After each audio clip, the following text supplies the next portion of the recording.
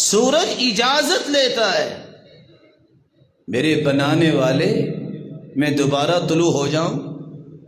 اللہ ذوالجلال فیؤذن لہ، اس کی طرف سے اجازت دی جاتی ہے تو سورج دوبارہ سے مشرق سے آ کے طلوع ہوتا. زمین سے آسمان کا فاصلہ 500 سال ہے اور آسمان کی تھکنس 500 سال کی ہے. 7 آسمان ہیں. پھر اللہ ذوالجلال نے نظام بنایا ہے. اس کے اوپر پانی ہے جس کی تھکنس بھی، جس کی گہرائی بھی 500 سال کی. کرسی ہے، اللہ کا عرش ہے. اللہ کی اجازت لیتا ہے سورج تب آ کے طلوع ہوتا ہے. جب قیامت قائم ہوگی تو اس دن اجازت نہیں ملے گی. اللہ فرمائیں گے جہاں سے غروب ہوئے ہو وہاں سے آج دوبارہ طلوع ہو جاؤ، اور وہ قیامت کا دن ہوگا. رسول اللہ صلی اللہ علیہ وآلہ وسلم نے فرمایا قیامت کے دن جب ساری کائنات پریشان ہوگی، ہر نبی انکار کر دے گا کہ ہم اللہ کے سامنے سفارش نہیں کر سکتے. ساری کائنات کے سرتاج کے پاس آئے گی رسول اللہ صلی اللہ علیہ وسلم. اللہ کے پیارے پیغمبر فرماتے ہیں میں اللہ کے عرش کے نیچے سجدہ ریز ہو جاؤں، اجازت ملے گی، میں اللہ سے التجائیں کروں گا، اللہ مجھے سکھائیں گے اس وقت کہ میں نے کیا کہنا ہے. پھر میں وہ الفاظ بولوں گا. پھر میرا رب فرمائے گا ارفع رأسک وسل تعطى واشفع تشفع. میرے محبوب سر اٹھائیے، آپ مانگیے ہم عطا کریں گے، آپ سفارش کیجئے ہم آپ کی سفارش کو قبول کریں گے. تو رسول اللہ صلی اللہ علیہ وآلہ وسلم نے فرمایا کہ قیامت کے دن اللہ کی اجازت کے بغیر میں بھی سفارش نہیں کر سکتا. بلکہ حدیث کے الفاظ ہیں، صحیح بخاری کی روایت ہے، دنیا میں اگر کسی نے ظلم کیا ہوگا کسی پر تو پل صراط پہ اسے روک لیا جائے گا، گزر نہیں پائے گا. کان کا صحیح استعمال نہیں کیا تو وہ آنکڑے کان اتار کے جہنم میں پھینک دے گا، سزا ملے گی. پھر آگے حدیث کے الفاظ حتی اذا نقوا وہذبوا، جب ان کی صفائی ہو جائے گی، جب انہیں سزا مل جائے گی، اذن لہم، توحید اگر ان کے پاس تھی، موحد تھے، نمازی تھے، روزے دار تھے، لیکن گناہوں سے توبہ نہیں کر سکے تو ان گناہوں کی پاداش میں سزا ملے گی. پھر اجازت دی جائے گی کہ اب یہ گزرے اور ان کو پھر جنت میں لے جاؤ. رسول اللہ صلی اللہ علیہ وسلم کا دین یہ بتاتا ہے کہ اجازت یہ قانون فطرت بھی ہے اور یہ اللہ ذوالجلال کا حکم بھی ہے. اور اس لیے اللہ ذوالجلال نے قرآن مجید میں فرمایا یا ایھا الذین آمنوا لا تدخلوا بیوتا غیر بیوتکم حتی تستأنسوا وتسلموا علی اہلہا. ایمان کا دعویٰ کرنے والوں، لا تدخلوا بیوتا غیر بیوتکم، اپنے گھر کے سوا کسی دوسرے بھائی مسلمان کے گھر جانا چاہتے ہو تو 2 شرطیں، حتی تستأنسوا وتسلموا، استئناس پیدا کرو اور سلام کہو. استئناس کیا ہے؟ محبت، احترام، انسیت. وَتُسَلِّمُوا عَلَىٰ أَهْلِهَا، اور سلام کہہ کے اجازت لو. رسول اللہ صلی اللہ علیہ وسلم کا دین بتاتا ہے کہ یہ صرف قانون فطرت نہیں، یہ حکم ربانی نہیں، بلکہ سنت نبوی ہے. وہ کائنات کی سب سے اعلیٰ ہستی کا طریقہ کیا تھا؟ كان اذا اتى باب قوم لم يستقبل الباب من تلقاء وجه، جس جیسی ہستی اللہ نے آج تک پیدا نہیں کی، وہ ہستی بھی اگر کسی کے پاس آتی تو دروازے کے سامنے کھڑی نہیں ہوتی تھی. سرتاج رسول دروازے کے سامنے کھڑے نہیں ہوتے تھے بلکہ سائڈ پہ کھڑے ہوتے. وَلَكِنْ مِنْ رُكْنِهِ الْأَيْمَنِ أَوْ الْأَيْسَرِ وَيَقُولُ السلام علیکم ورحمۃ اللہ وبرکاتہ. دروازے کے دائیں طرف کھڑے ہوتے یا بائیں طرف کھڑے ہوتے اور پھر کہتے السلام علیکم ورحمۃ اللہ وبرکاتہ. کون سی ہستی جس جیسی ہستی آج تک اللہ نے پیدا نہیں کی. اللہ کے رسول نے یہ عمل کر کے دکھایا ہے. حکمت کیا ہے؟ اجازت کی حکمت یہ ہے کہ حرمتیں پامال نہ ہوں، تاکہ کسی کی پردے پوشی جو ہے اس میں کوئی انٹرفیئر نہ کرے. کسی کی ذاتی زندگی ہے، وہ آزاد ہے، اس کی آزادی کو سلب نہ کیا جائے.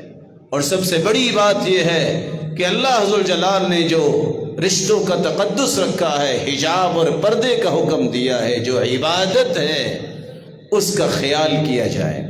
رسول اللہ صلی اللہ علیہ وآلہ وسلم نے صرف یہ نہیں بتایا کہ اجازت قانون فطرت ہے، اللہ کا حکم ہے اور میری سنت ہے. آپ نے ایک ایک چیز کھول کے بیان کی، اس کے آداب بیان کیے. ادب کیا ہے اجازت کا؟ آپ جب بھی کسی کے پاس جائیں تو سب سے پہلے سلام کہیے. رسول اللہ صلی اللہ علیہ وسلم کا فرمان ہے صحیح الجامع اور سلسلہ صحیحہ میں. ایک شخص آیا اللہ کے رسول کے پاس اور آپ صلی اللہ علیہ وسلم اپنے گھر میں تھے تو کہتا ہے الیج میں آ سکتا ہوں؟ تو آپ صلی اللہ علیہ وسلم نے اپنے خادم سے کہا جاؤ اس کو جا کے سکھاؤ کہ اجازت کا طریقہ یہ نہیں ہے کہ میں اندر آؤں، جس کو آج لوگ اپنے آپ کو پڑھا لکھا ثابت کرنے کے لیے کہہ دیتے ہیں میں آئی کمنگ سر. کہا طریقہ یہ ہے جب آپ کسی کے پاس آنا چاہتے ہیں تو سلام کہو، السلام علیکم ادخل. سلام کہنے کے بعد یہ کہو کیا میں اندر آ سکتا ہوں، داخل ہو سکتا ہوں. رسول اللہ صلی اللہ علیہ وآلہ وسلم نے حکم بھی دیا کہ جب بھی تم میں سے کوئی اجازت لے فَلْيَقُلْ السلام علیکم ورحمۃ اللہ وبرکاتہ. اس کو چاہیے کہ سلام لے کر وہ پھر اجازت. بلکہ آپ نے یہ حکم دیا. صحیح الجامع اور سلسلہ صحیحہ کی روایت ہے لا تأذنوا لمن لم يبدأ بالسلام. جو سلام کہے بغیر اندر آنا چاہتا ہے، اجازت لینا چاہتا ہے، اسے اجازت ہی نہ دو اندر آنے کی. لا تأذنوا لمن لم يبدأ بالسلام. سلام تو ایک دعا ہے. اے میرے بھائی اللہ تجھے سلامت رکھے، اللہ تجھ پہ رحمتوں کا نزول فرمائے، تجھے برکتیں عطا فرمائے. اتنی بڑی دعا سے محرومی تو نہیں ہونی چاہیے. ہمیں خوشی ہونی چاہیے کہ ہم کسی بھائی کو یہ دعا دیں کہ اللہ اسے سلامت رکھے اور اسے رحمتوں اور برکتوں سے نواز دے. رسول اللہ صلی اللہ علیہ وآلہ وسلم نے یہ پہلا ادب بیان کیا ہے کہ جب بھی تم کسی کے پاس جاؤ تو اجازت لینی ہے تو سلام کہو. بلکہ ساتھ خوشخبری سنائی ثلاثۃ کلہم ضامن علی اللہ. 3 لوگ تو اللہ کی ضمانت میں ہوتے ہیں. ان عاش رزق وکفی، اگر زندہ رہے تو اللہ اسے کبھی فقیر نہیں ہونے دیں گے، اللہ اسے کافی ہو جائیں گے. وَإِن مَاتَ أَدْخَلَهُ اللَّهُ الْجَنَّةَ، اور اگر فوت ہو جائے تو اللہ اسے جنت کا وارث بنا دیں گے. وہ کون سے ہیں 3 خوش نصیب سعادت مند خوش بخت؟ کون سے ہیں؟ جب تک زندہ رہیں گے فقیر نہیں ہوں گے، فوت ہوں گے تو جنتی. ان میں پہلا وہ ہے من خرج الى المسجد، جو وضو کر کے اللہ کے گھر کی طرف آتا ہے، مسجد کی طرف، وہ اللہ کی ضمانت میں ہے.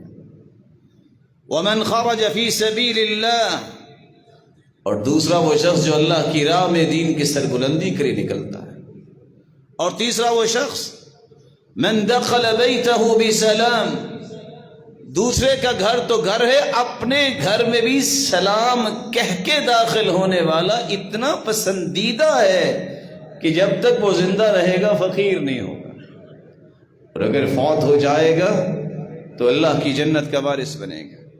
رسول اللہ صلی اللہ علیہ وآلہ وسلم نے فرمایا، اور کچھ بھائی سوال بھی کرتے ہیں کہ اگر کسی جگہ جائیں وہاں کوئی رہتا ہی نہیں ہے تو ہمیں کیا کرنا چاہیے؟ آپ صلی اللہ علیہ وسلم نے فرمایا، اذا دخل البیت غیر المسکون فلیقل السلام علینا وعلی عباد اللہ الصالحین۔ خالی گھر ہے، کوئی رہتا نہیں ہے، وہاں بھی جا کے یہ کہو السلام علینا وعلی عباد اللہ الصالحین، اللہ ہم پہ بھی سلامتی نازل فرما اور اپنے صالح اور نیک بندوں پر بھی سلامتی نازل فرما۔ جس طرح انسان رہتے ہیں جگہ جگہ پہ جن بھی رہتے ہیں، جس طرح انسان نیک اور بد ہوتے ہیں جن بھی نیک اور بد ہوتے ہیں، تو اللہ کے رسول نے اس کا بھی طریقہ بتا دیا کہ آپ نے وہاں جا کے بھی سلام کیسے کہنا۔ آپ صلی اللہ علیہ وآلہ وسلم نے صحابہ کرام کو اس بات کی خبر بھی دی کہ جس طرح اجازت کا پہلا ادب یہ ہے کہ آپ سلام کہو، وہاں دوسرا ادب یہ ہے کہ سلام کہنا ہے، اجازت لینی ہے، جھانکنا نہیں ہے گھر میں، کیونکہ اجازت کا تو مقصد ہی ہے، انما جعل الاذن لاجل البصر، اجازت تو رکھی اس لیے گئی ہے کہ کسی کی نظر نہ پڑے۔ تو دوسرا ادب یہ ہے کہ کسی کے گھر میں جھانکا نہ جائے۔ رسول اللہ صلی اللہ علیہ وسلم کے صحابی عمر فرماتے ہیں، من ملأ عینہ من قاعۃ بیت قبل ان یؤذن له فقد فسق وفقد فسق، جس کو اجازت نہیں ملی وہ کسی کے گھر میں آنکھ بھر کے دیکھ لیتا ہے، وہ فاسق بن جاتا ہے۔ بلکہ رسول اللہ صلی اللہ علیہ وآلہ وسلم نے تو فرمایا، صحیح بخاری کی روایت ہے، ایک آدمی اللہ کے رسول صلی اللہ علیہ وسلم کے حجرے کے اندر جھانکنے لگا، آپ کھڑے ہوئے اور آپ کے ہاتھ میں لوہے کی سلاخ تھی، اور آپ صلی اللہ علیہ وسلم نے فرمایا میں نے اس لیے پکڑی ہے، وہ پیچھے ہٹ گیا ہے، اگر نہ ہٹتا تو میں لوہے کی سلاخ اس کی آنکھ میں دے مارتا۔ بلکہ آپ صلی اللہ علیہ وسلم نے فرمایا، لو ثبت لفقعت عینک، اگر تم کھڑے رہتے میں تیری آنکھ نکال دیتا۔ رسول اللہ صلی اللہ علیہ وآلہ وسلم ایک دوسری روایت میں لوہے کی کنگھی سے اپنے بالوں میں کنگھی کر رہے تھے، تو کیا دیکھتے ہیں کہ ایک شخص نے حجرے میں جھانکنا چاہا تو آپ صلی اللہ علیہ وسلم نے فرمایا کہ اگر تم پیچھے نہ ہٹ دے تو میں تیری آنکھ نکال دیتا۔ انما جعل الاستئذان من اجل البصر، اجازت اس لیے رکھی گئی ہے کہ نظر نہ پڑے۔ اور دوسری روایت میں آتا ہے کہ اگر کوئی شخص، صحیح بخاری کی روایت ہے، لو اطلع فی بیتک احد، اگر کوئی تمہارے گھر میں جھانکتا ہے، ولم تأذن له، اور آپ نے اسے اجازت نہیں دی، حذفته بحصات، اور تم نے پتھر اسے مارا ہے، ففقعت عینہ، اس کی آنکھ پھوڑ دی ہے، ما كان علیک من جناح، تجھ پہ کوئی گناہ نہیں ہے۔ رسول اللہ صلی اللہ علیہ وآلہ وسلم نے صحابہ کرام کی دوسرا ادب سکھایا، اجازت کے لیے سلام کہیے، پھر کسی کے گھر میں جھانکیے نہیں۔ رسول اللہ صلی اللہ علیہ وآلہ وسلم نے فرمایا، ایما رجل کشف سترا، جو شخص بغیر اجازت کے پردہ گھر کا ہٹاتا ہے، فادخل بصرہ، اور پھر دیکھتا ہے، قبل ان یؤذن له، اسے اجازت نہیں دی گئی، فقد اتى حدا لا يحل ان يأتيه، اس نے ایک ایسی حد کراس کر لی جو اسے نہیں کرنی چاہیے تھی. وَلَوْ أَنَّ رَجُلًا فَقَعَ عَيْنَهُ، اور اگر گھر والا اس کی آنکھ نکال دے، پھوڑ دے، لَهَدَرَتْ، تو اس پر کوئی گناہ نہیں، یہ آنکھ رائے گاں چلی جائے گی. صحیح ترغیب کی روایت ہے.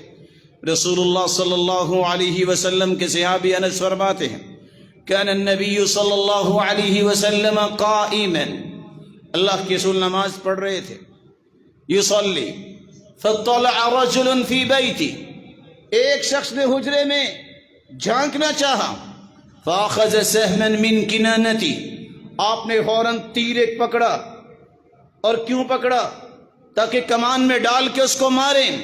فسدد نحو عینی، اور سیدھا اس کی آنکھ پہ دے مارا، اس سے پہلے وہ پیچھے ہٹ چکا تھا. رسول اللہ صلی اللہ علیہ وسلم نے اجازت کا یہ ادب سکھایا ہے، سلام کہو، ادب سکھایا ہے میرے بھائی کسی کے گھر نہ جھانکو. تیسرا ادب یہ ہے اپنا تعارف کرواؤ. رسول اللہ صلی اللہ علیہ وسلم کے صحابی بتاتے ہیں، صحیح بخاری کی روایت ہے، میں اللہ کے رسول کے پاس آیا اور میرے باپ پہ قرض تھا. فدققت الباب، میں نے دروازہ کھٹکھٹایا. فقال من ذا، تو آپ نے پوچھا کون ہے دروازے پر؟ فقلت انا، میں ہوں. فقال انا کأنہ کرہها، یہ کیا ہوا میں ہوں؟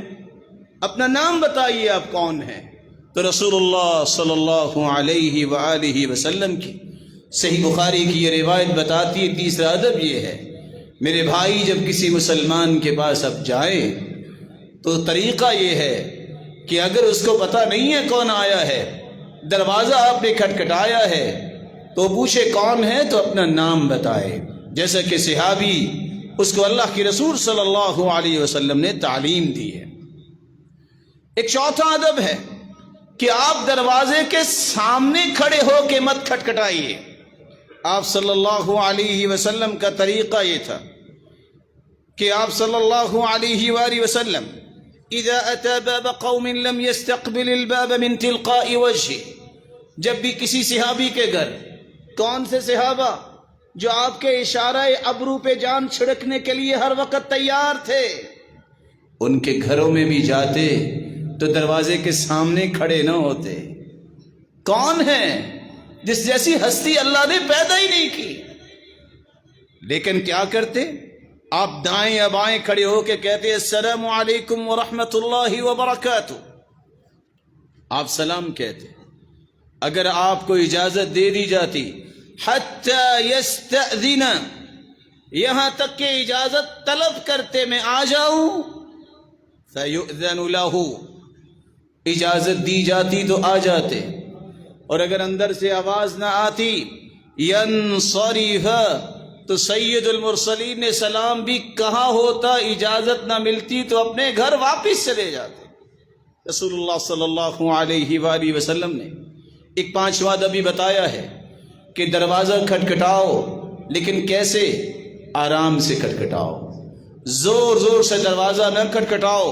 ہو سکتا ہے کوئی بیمار ہو سکتا ہے کوئی بچہ ہو یا عورت ہو، وہ خوف زدہ ہو جائے. رسول اللہ صلی اللہ علیہ وسلم کے دروازے کو اس کے بعد پھر صحابہ کیسے کھٹکھٹاتے؟ کان بابہ یقرع بالاظافیر، ناخنوں کے ساتھ کھٹکھٹاتے کہ آواز پہنچ جائے، اطلاع ہو جائے کہ کوئی آیا ہے. دوسری روایت کے الفاظ ہیں، میمونی بیان کرتے ہیں ان ابا عبد اللہ دقت علیہ امرأۃ دقا فیہ بعض العنف.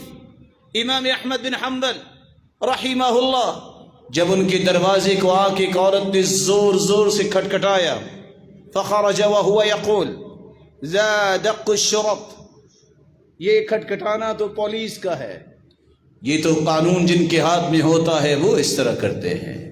مسلمانوں کو عام رویہ تو یہ ہے کہ آرام سے کھٹکھٹائیں، اور اس رویے کی اصلاح بھی ہونی چاہیے. ہمارا جی چاہتا ہے کیونکہ میں آ گیا ہوں یا میں نہیں یا دروازہ ہی نہیں میرے پیارے بھائی، اللہ کے رسول کے سکھائے ہوئے انداز اور ادائیں سب سے پیاری ہیں. ان افضل الہدی ہدی محمد صلی اللہ علیہ وسلم، سب سے پیارا طریقہ رسول اللہ صلی اللہ علیہ وسلم کا ہے۔ چھٹا ادب یہ ہے کہ آپ اجازت 3 مرتبہ لیں۔ ہو سکتا ہے پہلی مرتبہ آپ نے دروازہ کھٹکھٹایا، گھر والے کو آواز نہیں پہنچی، دوسری مرتبہ کھٹکھٹاؤ، تیسری مرتبہ کھٹکھٹاؤ۔ اذا استأذن احدكم ثلاثا فلم يؤذن له فليرجع، جب بھی تم میں سے کوئی اجازت لے تو 3 مرتبہ لے، اور اگر پھر بھی اجازت نہیں ملی فليرجع، صحیح الجامع کی روایت ہے، اسے اپنے گھر واپس پلٹ جانا چاہیے۔ علماء امت کا کہنا ہے کہ آج جس طرح کسی کے گھر جانا ہوتا ہے اسی طرح آپ کسی کو کال کرتے ہیں، آپ 3 مرتبہ کال کریں۔ ہو سکتا ہے مشغول تھا، ہو سکتا ہے کہ موبائل اس کے پاس نہیں، ہو سکتا ہے کہ وہ پہچان ہی نہیں سکا گفتگو میں کہ آواز آ رہی ہے کہ نہیں، آپ 3 مرتبہ کال کیجئے۔ ہو سکتا ہے یہ نماز کا وقت ہو، تو ادب یہ ہے کال کرنے کا کہ آپ نمازوں کے اوقات میں کال نہ کریں، کیونکہ آپ بھی مسلمان ہیں، وہ بھی مسلمان ہیں، وہ نماز نہ پڑھ رہا ہو تاکہ آپ کو پریشانی نہ ہو۔ ادب یہ ہے کہ آپ عشاء کے بعد گریز کریں، کیونکہ یہ پردے کے اوقات ہے، فجر سے پہلے اور عشاء کے بعد اور ظہر کے وقت جب تھوڑا سا قیلولہ کرتا ہے ایک انسان، اگر اپنے تعلق والا ہے، رشتہ دار ہے، اس کا پتہ ہے اور یہ عادت ہے کہ اس طرح بات ہو جاتی ہے، تو یہ ایک الگ پہلو ہے۔ اور تیسری بات یہ ہے کہ کال آپ 3 مرتبہ کیجئے، اگر نہیں اٹھائی تو انتظار کیجئے، اور ذمہ داری اس پر بھی ہے جس کو کال آئی ہے کہ اگر وہ اس وقت مشغول ہے بعد میں اس کا جواب دے دے۔ رسول اللہ صلی اللہ علیہ وآلہ وسلم نے ایک 7واں ادب بھی بیان کیا ہے کہ مناسب وقت کا خیال کیا جائے۔ اگر رات کے 12 بجے کو آ کے دروازہ کھٹکھٹائے گا تو شریعت نے اس بات کا حکم دیا ہے، یا ایہا الذین آمنوا لیستأذنکم الذین ملکت ایمانکم والذین لم يبلغوا الحلم منکم 3 مرات من قبل صلاة الفجر وحين تضعون ثيابكم من الظهيرة ومن بعد صلاة العشاء 3 عورات لكم، 3 پردے کے اوقات ہیں، فجر سے پہلے، عشاء کے بعد اور ظہر کے وقت جب آپ ہلکا پھلکا لباس پہن کے کچھ آرام کرنا چاہتے۔ 8واں ادب یہ سکھایا اگر اجازت نہیں ملی تو بغیر ناراضگی کے آپ کو جانا چاہیے۔ عبداللہ ابن بصر رضی اللہ تعالیٰ عنہ روایت کرتے ہیں کہ آپ صلی اللہ علیہ وسلم آ کے صحابہ کا دروازہ کھٹکھٹاتے، سلسلہ صحیحہ کی روایت ہے 3003، اگر آپ کو اجازت ملتی تو آپ آ جاتے، وَإِلَّا يَنصَرِفْ، اگر صحابی کی طرف سے اجازت نہ ہوتی تو اللہ کی رسول بغیر ناراضگی کے اپنے گھر واپس چلے جاتے۔ 9واں ادب یہ ہے کہ اگر گھر والا بیمار ہے، اگر اس کو کوئی پریشانی ہے تو اس کے عذر کو قبول کیا جائے۔ آپ صلی اللہ علیہ وآلہ وسلم کے صحابہ کو اللہ ذوالجلال نے کتنی عقل و فراست دی تھی۔ سلف صالحین یہ کہا کرتے تھے، اذا بلغک عن اخیک شیء، اذا بلغک عن اخیک الشیء، اگر کوئی بات تمہارے بھائی کی طرف سے پہنچی ہے، اذا زل اخ من اخوانکم فاطلبوا له 70 عذرا، اگر تم سمجھتے ہو تمہیں کوئی تکلیف پہنچی ہے تو اپنے بھائی کے لیے 70 عذر تلاش کر لو، 70 عذر تلاش کرو کہ ہو سکتا ہے سو رہا ہو سکتا ہے وہ بچوں کے ساتھ مشغول ہو سکتا ہے کسی ایسے کام میں کوئی جس کام کو چھوڑ کے وہ آ نہیں سکا، خود سے عذر تلاش کرو، 70 عذر۔ اور سلف کہا کرتے تھے اگر دل مطمئن پھر بھی نہیں ہوتا تو پھر یہ کہہ دیا کرو لعل له عذر آخر لا اعرفه، ہو سکتا ہے کوئی 71واں عذر بھی ہو جس کا میرے علم میں نہیں ہے۔ شریعت نے جہاں یہ آداب بتائے ہیں وہاں یہ بھی بتایا ہے کہ اجازت کہاں کہاں ضروری ہے۔ میدان جہاد میں جانے کے لیے والدین کی اجازت کے بغیر نہیں جانا چاہیے۔ صحیح الجامع کی روایت ہے، اللہ کے رسول کے پاس ایک نوجوان آیا کہ میں جہاد کرنا چاہتا ہوں۔ آپ نے فرمایا ارجع الی ابویک، جاؤ لوٹ جاؤ اپنے والدین کے پاس، فاستأذنہما، ان دونوں سے اجازت طلب کرو، فإن أذنا لك فجاہد، اگر وہ اجازت دے دیں تو آ جانا، وإلا فبرهما، اور اگر وہ اجازت نہ دیں تو اپنے والدین کی خدمت پہ لگ جانا۔ رسول اللہ صلی اللہ علیہ وسلم نے فرمایا لا تنكح الأيم حتى تستأمر ولا تنكح البكر حتى تستأذن، کسی کنواری بچی کی شادی کرنی ہے اجازت لے کے کرو، کسی ایسی عورت کی شادی کرنی ہے جو کنواری نہیں بیوہ ہے تو اس کی رائے لے کے کرو۔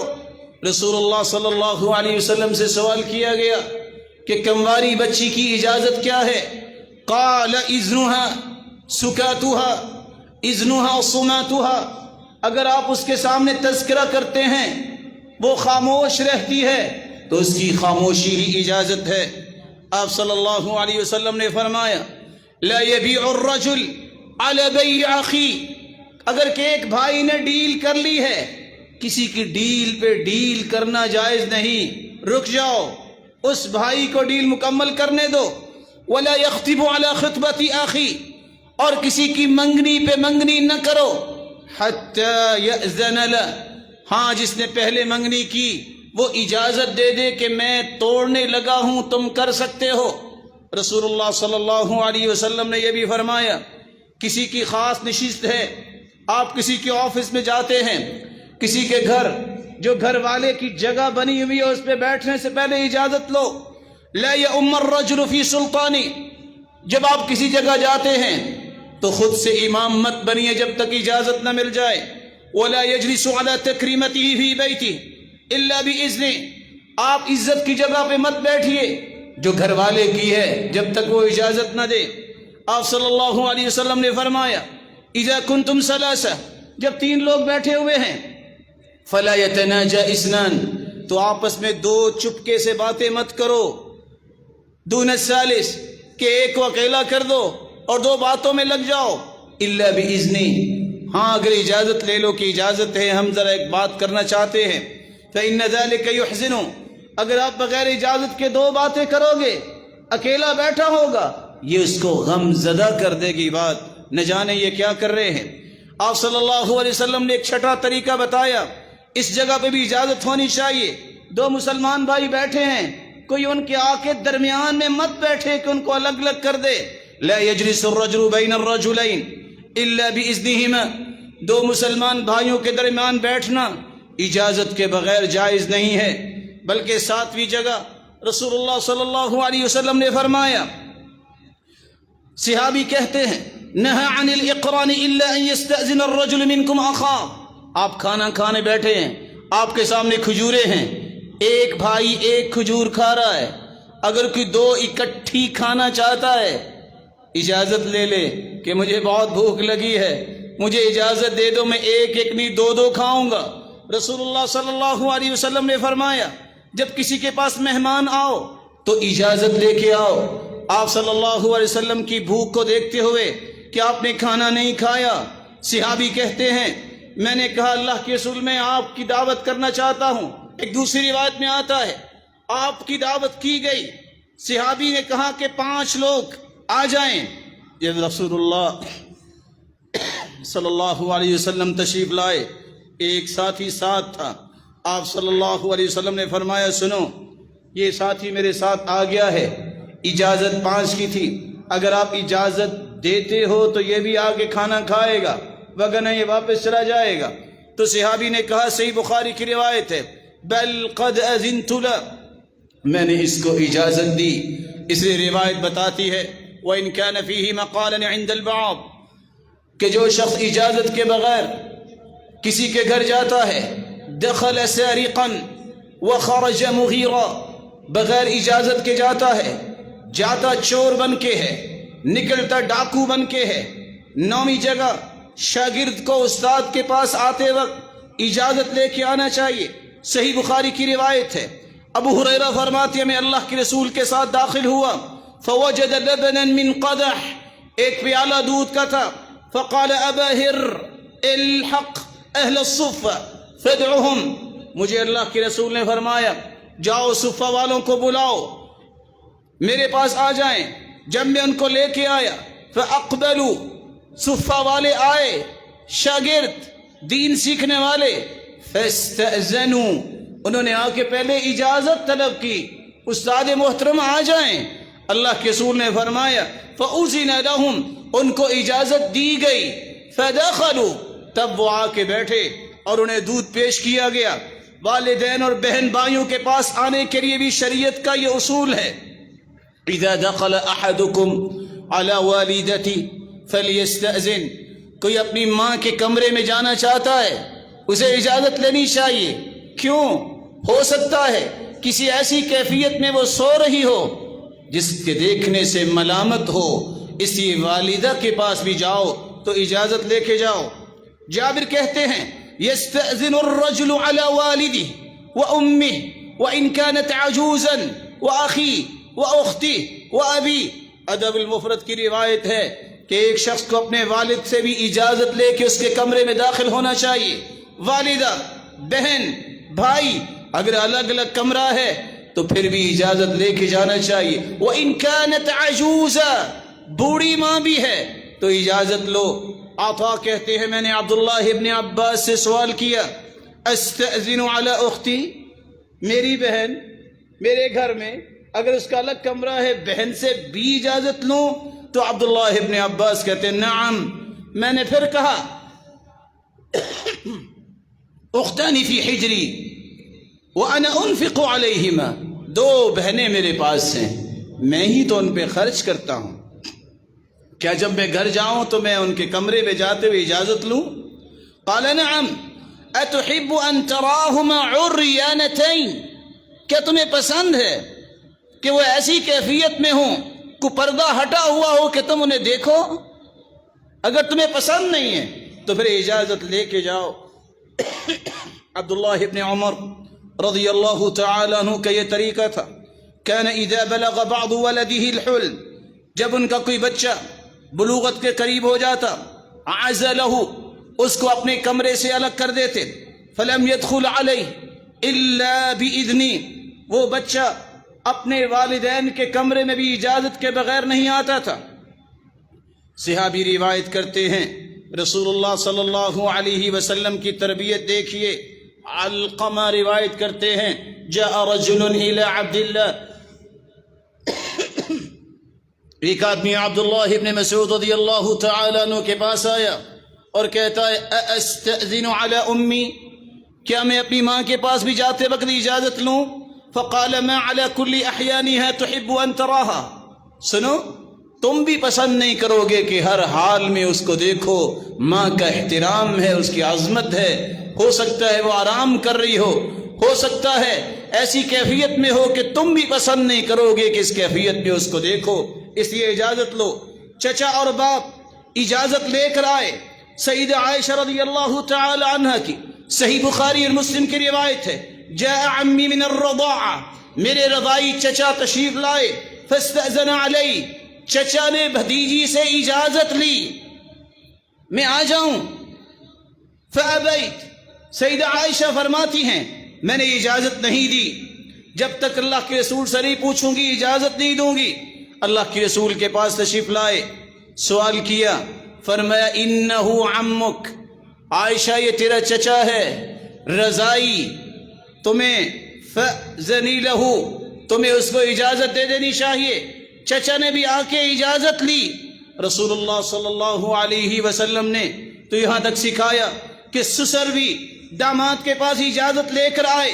مسند احمد کی روایت ہے، جاء عمر الى النبی صلی اللہ علیہ وسلم وهو فی شربۃ اللہ، اللہ کے رسول چبارے پہ بیٹھے ہوئے تھے، سیدنا عمر آئے، اپنی بیٹی گھر ہے، سیدہ حفصہ اللہ کے رسول کی بیوی ہے، عمر سسر ہے، رسول اللہ صلی اللہ علیہ وسلم کے پاس آنا ہے۔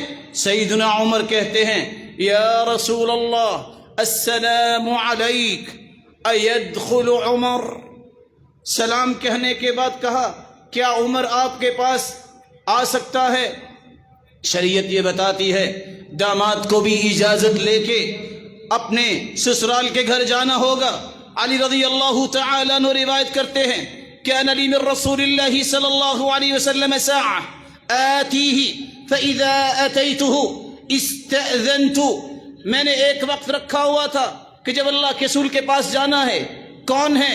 فاطمہ رضی اللہ تعالی عنہ کے خامن، اللہ کے رسول کے داماد، میں اس وقت میں بھی آتا، اجازت لیتا کہ میں آ جاؤں۔ رسول اللہ صلی اللہ علیہ وسلم اگر تو فارغ ہوتے تو اجازت دے دیتے، اگر وہ فارغ نہ ہوتے، نماز پڑھ رہے ہوتے، تنحنح تو کھانستے، مجھے سمجھ آ جاتی کہ وہ نماز پڑھ رہے ہیں، میں کچھ انتظار کر لیا کرتا۔ خامد کے بارے میں بھی رسول اللہ صلی اللہ علیہ وسلم نے حکم دیا ہے۔ اس وقت اور آج کے وقت میں اگرچہ فرق ہے، اس وقت یہ ٹیلی فون کمیونیکیشن کا نظام نہیں تھا، فرمایا اگر رات دیر کوئی خامد بھی اپنے گھر آئے اطلاع دے، میں آؤں گا اور آ رہا ہوں، تاکہ گھر والے خوف زدہ نہ ہوں۔ نہا ان یطرق الرجل اہلہ لیلا، منع کر دیا کہ رات کی تاریکی میں اپنے گھر اس طرح مت آؤ، خوف زدہ ہوں گے۔ اور دوسری روایت میں فرمایا حتی تستحد المغیبہ، اپنے آپ کی اصلاح کر لے، اپنے آپ کو تاکہ وہ بہتر بنا لے۔ رسول اللہ صلی اللہ علیہ وسلم کے صحابی بیان کرتے ہیں کان عبداللہ اذا جاء من حاجہ، عبداللہ ابن عمر ان کی بیوی بتاتی ہیں کہ ان کی عادت یہ تھی جب وہ اپنے گھر بھی آتے، فانتهى الى الباب، گھر کے دروازے پر پہنچتے، تنحنح وبزق، کھانستے اور تھوکتے تاکہ بتانے کے لیے کوئی آ رہا ہے، کراہتا ان یہجم منا علی امر بکرہ، اس ڈر سے کہ کسی ایسے پہلو یا ایسی کیفیت میں ہم نہ ہوں کہ ان کے لیے کوئی ملامت کا پہلو ہو۔ رسول اللہ صلی اللہ علیہ وسلم نے تو یہاں تک فرمایا کہ بیوی بھی خامن کی اجازت لے کر روزہ رکھے، اگر رمضان کا روزہ نہیں، لا تصوم المرأة وبعلها شاہد الا باذنہ، عورت اگر نفلی روزہ رکھنا چاہتی ہے خامن کی اجازت لے، اس کی اجازت کے بغیر روزہ نہیں رکھ سکتی۔ رسول اللہ صلی اللہ علیہ وسلم نے تو یہاں تک فرمایا لا يحل لامرأة ان تصوم وزوجها شاهد الا باذنه من غیر رمضان، رمضان کے روزے رکھنے میں اجازت کی ضرورت نہیں، ہاں اگر وہ نفلی روزہ رکھنا چاہتی ہے اسے اجازت لینی چاہیے۔ عورت اگر مسجد میں جانا چاہتی ہے تو اللہ کے رسول نے فرمایا اذا استأذنت احدكم امرأته الى المسجد فلا يمنعها، جب کوئی عورت مسجد جانے کی اجازت لے تو تم اسے اجازت دیا کرو، روکا نہ کرو۔ رسول اللہ صلی اللہ علیہ وسلم نے یہ بھی فرمایا کسی عورت کے لیے جائز نہیں ہے اپنے خامد کی اجازت کے بغیر کسی مہمان کو دعوت دے۔ لا تأذن امرأة فی بیت زوجها الا باذنہ، اپنے خامد کی اجازت کے بغیر کسی کو گھر آنے کی اجازت نہ دے۔ بلکہ رسول اللہ صلی اللہ علیہ وسلم نے فرمایا، صحابی کہتے ہیں نہا رسول اللہ صلی اللہ علیہ وسلم ان تتکلم النساء الا باذن ازواجہن، اللہ کے رسول نے منع فرما دیا کوئی عورت اپنے خامد کی اجازت کے بغیر کسی سے بات نہیں کر سکتی۔ ولا تأذن فی بیتی وهو شاہد الا باذنی، خامد گھر میں ہے پھر بھی کوئی آنا چاہتا ہے اس کی اجازت کے بغیر اسے گھر میں آنے کی اجازت نہ دے۔ رسول اللہ صلی اللہ علیہ وسلم نے خطبہ حجۃ الوداع میں یہ بات صحابہ کرام کو وضاحت سے پیش کر دی تھی کہ عورتوں کے تم پر حقوق ہیں، ان کا خیال کیجیے گا، اور عورتوں پر تمہارے جس طرح حقوق ہیں تمہارے ان پر حقوق ہیں، انہیں خیال کرنا چاہیے۔ ان حقوق میں سے ایک حق یہ ہے تمہاری اجازت کے بغیر کسی کو گھر میں آنے کی اجازت نہ دیں۔ رسول اللہ صلی اللہ علیہ وآلہ وسلم یہاں تک سکھایا کرتے تھے، نہینا ان ندخل الا باذن ازواجہن، صحابیہ کہتی ہیں ہمیں تو منع کر دیا گیا تھا کہ جب تک خامن سے اجازت نہ ملے کسی کو آنے کی ہم اجازت نہیں دے سکتی۔ رسول اللہ صلی اللہ علیہ وسلم نے فرمایا عورت اگر کہیں جانا بھی چاہتی ہے اسے اجازت لینی چاہیے، بلکہ امام ابن تیمیہ اس حدیث کی روشنی میں فرماتے ہیں لا يحل للزوجة ان تخرج من بيتها الا باذن، کسی عورت کو خامند کی اجازت کے بغیر نہیں نکلنا چاہیے۔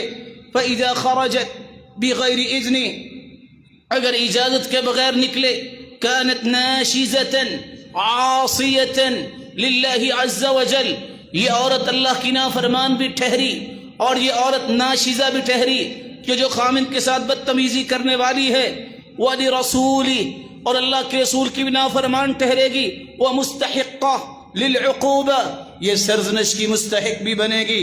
ان المرأة اذا خرجت من داره بغیر اذن، جو عورت خامند کے گھر سے بغیر اجازت چلی جاتی ہے، فلا نفقة لها ولا كسوة، نہ اس پہ خرچ کیا جاتا ہے نہ اس کے لیے نان و نفقہ ہے۔ رسول اللہ صلی اللہ علیہ وآلہ وسلم نے یہ سارے آداب اس لیے سکھائے کہ ایک انسان جب زندگی گزارے تو یوں نظر آئے کہ زندگی کا ایک ایک زاویہ قرآن اور حدیث کے ساتھ اس کا پرویا ہوا ہے۔ اللہ ذوالجلال سے دعا ہے اللہ ذوالجلال ہم سب کو اس طرح کے آداب سیکھنے اور عمل کی توفیق عطا فرمائے۔ رسول اللہ صلی اللہ علیہ وسلم نے یہاں تک فرمایا لا يجوز لامرأة في مالها الا باذن زوجها اذا هو ملك عصمتها، عورت خامند کا مال بھی اس کی اجازت کے بغیر جس طرح خرچ نہیں کر سکتی، اگر اس کا ذاتی مال بھی ہے، اب چونکہ وہ بیوی ہے اسے فضول خرچی اور مال کو ضائع نہیں کرنا چاہیے۔ اگر ایسی کیفیت ہوگی تو اس کو اجازت لے کے خرچ کرنا ہوگا، جس کی نشاندہی شیخ البانی رحمت اللہ علیہ کر رہے ہیں حدیث کی روشنی میں۔ وهذا الحديث يدل على أن المرأة لا يجوز لها أن تتصرف بمالها الخاص بها إلا بإذن زوجها، یہ حدیث اس بات پر دلالت کرتی ہے کہ عورت کا ذاتی مال بھی ہو وہ اپنے خامند کی اجازت کے بغیر خرچ نہیں کرے گی، لیکن کب؟ جب وہ اس طرح کا تصرف کرتی ہے جس سے نقصان ہو، اور اشکال اس وقت ہوتا ہے اذا كان في سوء التصرف بھی، جب اپنے مال کو ضائع کرے لیکن اس بات کو دلیل بنا کے عورت پہ ظلم نہ کیا جائے۔ اذا جار عليها زوجها فمنعها من التصرف المشروع في مالها، اگر وہ ظلم کرتا ہے اس کا مال مستقل اللہ نے قرار دیا ہے، اگر تو سوء تصرف ہو تو پھر وہ ذمہ داری لے سکتا ہے، سوء تصرف نہ ہو تو پھر اس کا مال مستقل موجود ہے، اس میں اس کو صدقہ کرنا، نیکی کرنا، خیر کے کام کرنے کی اجازت ہے، پھر اس پہ جبر نہیں کر سکتا، نہیں تو قاضی کی طرف یہ فیصلہ جائے گا اور قاضی کو بھی انصاف کرنا ہوگا۔ اللہ تعالی ہم سب کو دین کی صحیح سمجھ عطا فرمائے۔ مولا کریم یہ جو روشن چہرے یہاں تشریف فرما ہیں سب کو اپنی رحمت نصیب فرما، سب پہ اپنی رحمت اور برکت کی برکھا برسا۔ وآخر دعوانا ان الحمد للہ رب العالمین۔